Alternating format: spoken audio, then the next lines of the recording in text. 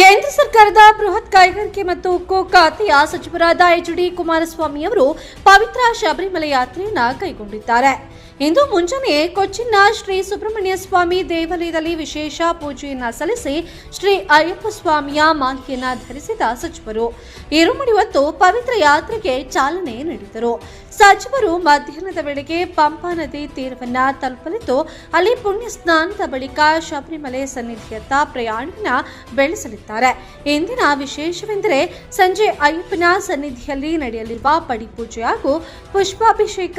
ಕೇಂದ್ರ ಸಚಿವರು ಭಾಗಿಯಾಗಲಿದ್ದಾರೆ. ಸಚಿವರಾದ ನಂತರ ಎಚ್.ಡಿ. ಕುಮಾರಸ್ವಾಮಿ ಅವರು ಕೈಗೊಂಡಿರುವ ಮೊದಲ ಶಬರಿಮಲೆ ಯಾತ್ರೆ ಇದಾಗಿದ್ದು, ಈ ಹಿಂದೆ ಹಲವು ಬಾರಿ ಅವರು ಅಯ್ಯಪ್ಪನ ದರ್ಶನವನ್ನ ಪಡೆದಿದ್ದಾರೆ.